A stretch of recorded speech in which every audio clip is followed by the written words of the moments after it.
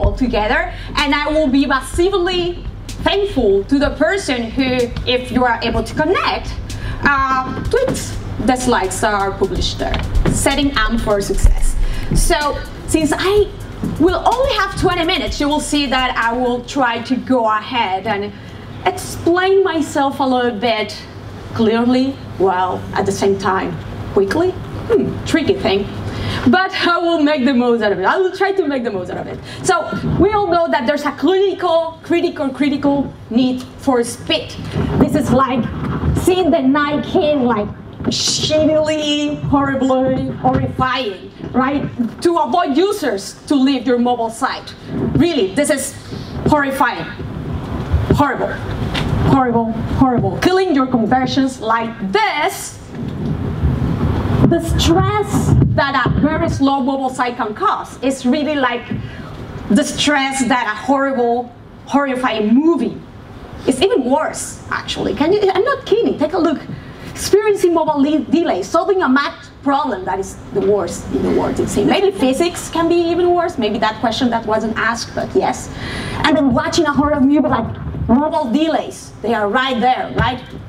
People expect certain things. There are minimum requirements at the end of the day. And in this case, we have the minimum requirement of 2 seconds. Yeah, 2 seconds. It's fundamental right now on mobile because we are switching to a mobile-first index. And mobile sites, they are not necessarily to be this faster ever, right? And speed is only getting more and more and more important over time. And even Jon Snow knows this, and he doesn't know any shit, probably. So I just want to test a little thing, right? Because just to be aligned and aware of how bad mobile speed is in very important sites. House of Fraser, right? We all know House of Fraser. How many of you think that the House of Fraser homepage loads under 5 seconds? Raise your hand. Under 5 seconds. Okay. Under 8 seconds. Under 10 seconds. Let's remember for a minute here that the ideal speed or maximum speed that we are open to tolerate is 2 seconds, right? More than 10 seconds. Okay? Wanna guess? Okay? Do a bet. Let's see who are the winners here. Yeah? Oops. 16 seconds? What are you telling me? Wait a minute. Literally. No, no, no. More than 20 seconds here, it seems? What's going on? Surprise, surprise, it's actually not that bad. Let's not make a big fuss out of it, but is this better, really, than 15, 11? Ooh. Here, expect a website or wait for a website to load 11 seconds for 11 seconds. So yes, we don't know shit of how bad this is, but it's really, really bad. And the consequences are devastating, actually. So the solution really is to implement WPO, Web Performance Optimization best practices. Very straightforward. Even Google themselves, they share the page speeding sites best practices here. Besides the tool, everybody knows the tool. They also have a very in-depth and actionable best practices guidelines. John here, who's going to speak after me, he has a very cool website that he's going to expand much more about, of course, Makefile sites. So very straightforward, minifying, using cache, rendering the JavaScript, JS, CSS asynchronously. So there are so many different ways. Optimizing images, of course, there are so many different ways to optimize speed, right? So the critical thing here and the main issue and what is really, really painful if we work with clients on a day-to-day basis is this. Sadly, big sites have huge technical debt, a lot of restrictions to implement stuff. Little sites, they are poor. They don't have money. There are very little resources to implement things. So that is why Google released AMP almost 2 years ago. What is AMP? AMP is just a simplified, already optimized by default HTML version that uses already optimized JS, CSS, and resources in general, and then additionally use a Google-driven CDN that will make our mobile pages super, super fast. And that's the reality, even for huge players, and we are going to see here. So AMP really is a parallel mobile version, an extension to our already existing mobile site or mobile presence. So in this case, right, we have Business Insider mobile version, and that is the AMP mobile version that loads, you see, in the AMP subdomain. The AMP pages will be canonicalizing to the original mobile ones. And the original mobile ones will be telling, look, this is my AMP HTML version here. You will say, huh, is this really needed? Really, what could be the improvement here? So, let's push the AMP button here and let's take a look. And this is Business Insider again. They are supposed to be like really cool, really good at this stuff. And you can see the difference here. Normal mobile site, 11 seconds. Oops. AMP, 2 seconds. The same content. And again, we have a much better performance always with AMP. So yes, I told you so, whatever we like, AMP or not, it is certainly faster. So AMP is also cached, a pre-render by Google when shown in mobile search. And this is where we get this very ugly, I have to say, non-canonical, non-original AMP URL under the Google URL structure, but it makes it even faster to load in mobile search results. So AMP is really not at this moment a ranking factor. Honestly, like not a ranking factor. However, since it is included in the, it has been made a requirement to be included in the news carousel, all the big media have started to use it, like very reasonably. And of course, it will, as a consequence, improve your visibility in search and likely the results and clicks and traffic that you will have from the search. It is not only shown on the news carousels, it's also shown in organic results, overriding also up deep links. So yes, of course, everybody who has really spent so much time and technical resources implemented up deep links, me included, sorry, yeah, it's painful. Now we have seen that AMP is also being shown in result 0, answers results directly there. So all this has skyrocketed the visibility of AMP. We are now, and these real results of my clients, some of my clients, as you can see here, are getting even more clicks on the AMP presence than the non-AMP presence. This is crazy. And of course, all the big media, and this is Systrix data that they released the other day. There are big media sites that are using and getting much more rankings and visibility with their AMP pages than non-AMP pages. So boom, of course, everybody have jumped on the bandwagon. They want a little bit of the pie. The reality is, though, and this is what I really want to leave clear, AMP is not a solution for your original mobile site page speed, but a mobile web speed add-on. In case Google, or is there a Googler among you, or Google hears this, is Tyrion Lannister saying this, not me, of course, but this is the reason why we have some very important people from the web. For example, the father of responsive web design here, Ethan Marcotte, is saying that AMP has good intentions, but it sacrifices the open web. Of course, because there's all this ton of information now being published in pages that don't follow the open source HTML standards, and that's a reality of it. So we need to be strategical and a little bit political here, right? If we want to win, we are good marketers. We want to make the most and capitalize on the opportunities. You shouldn't then use AMP as a silver bullet solution for mobile page speed, but an alternative in case you can really profit from it. And avoid this type of situation. Every time that I see this, AMP sucks, I implemented for my e-commerce website. Why the hell you implemented for your e-commerce website when you can even right now use AMP to really execute all your shopping journey? It's like, why? Unless you want to test it for a little bit. But of course you need to be open for this situation. And then we have these other scenarios. Oh, we tested AMP AMP, but of course we uninstalled it because we find out that we were not earning that much additionally. Our mobile site was already fast though, and of course we are not a news site. So what was there for you in the first place? Why did you do it? I don't know. People like to try stuff sometimes.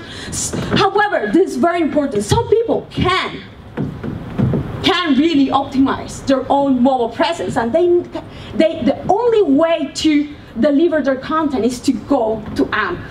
And there's this really meaningful tweet saying, not acknowledging that AMP makes the difference between being able to read the content and not for some people is 100% tech privilege. And it is what, if you go, and I travel a lot, if you go to third world countries, it's really, really painful.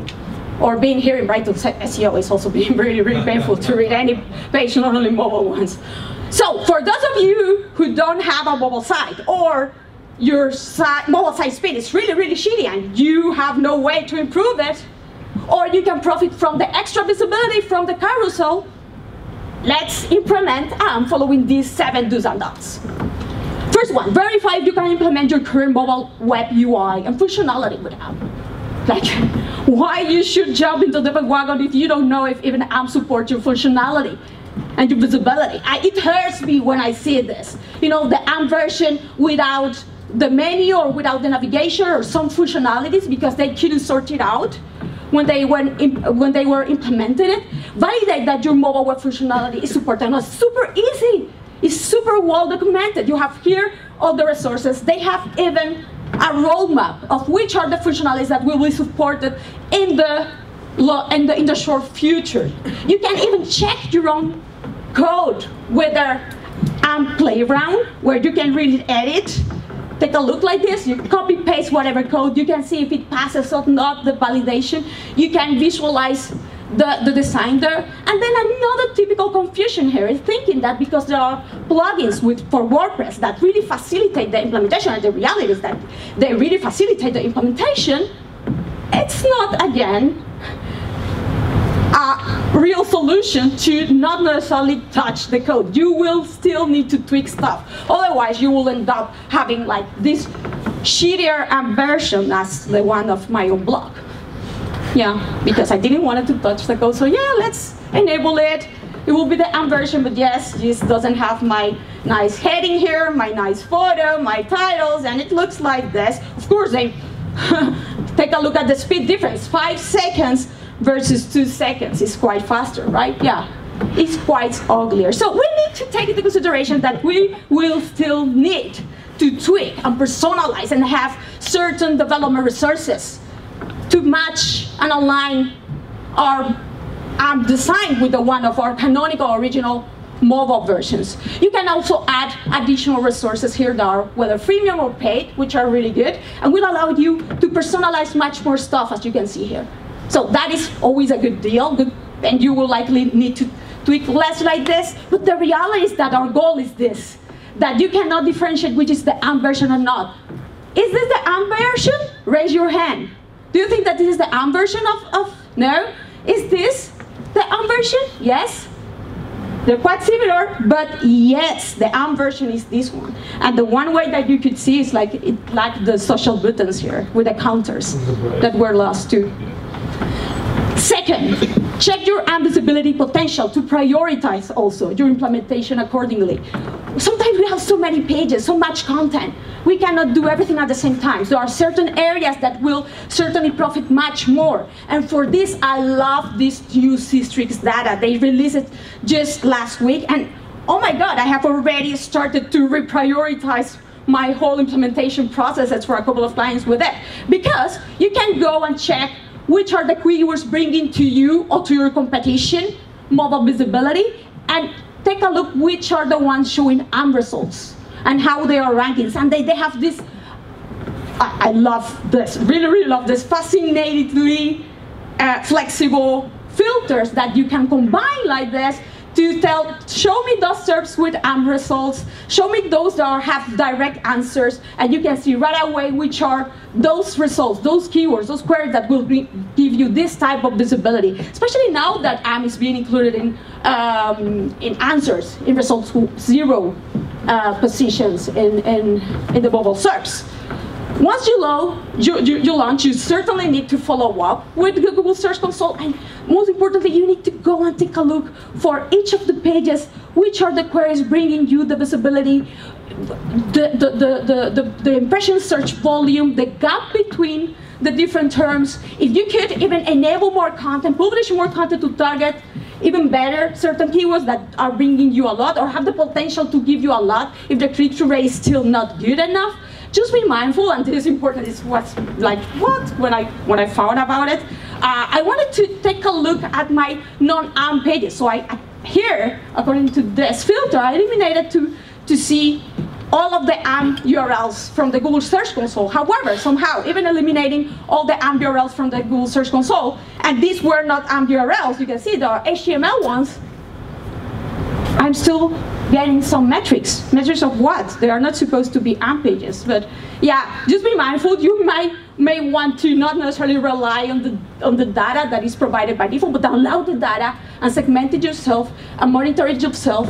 And SEO Monitor is my rank tracker that I use in order to do this very accurately, because for every keyword that you track on mobile, it tracks both on desktop and mobile by default, it will tell you which are the SERP features included.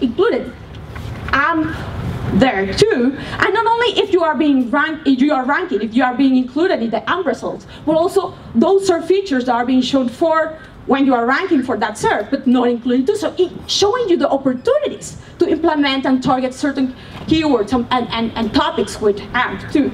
And the same thing versus your competition. This is amazing. This is amazing right there, because you can really prioritize and make the most out of the effort to target AMP with the most critical, meaningful content. Avoid implemented AMP when you have an independent mobile web version. What is the reason? Doesn't need much explanation, I believe, because you will end up having this. Your original desktop URLs, your parallel mobile web versions in an AMP subdomain usually canonicalize toward the original web version. Then an AMP version, that in this case you can see it is being shown as an AMP here parameter in the URL that again canonicalizes to your original desktop version, and all of this generates, of course, this Google AMP URL that is shown in mobile SERPs.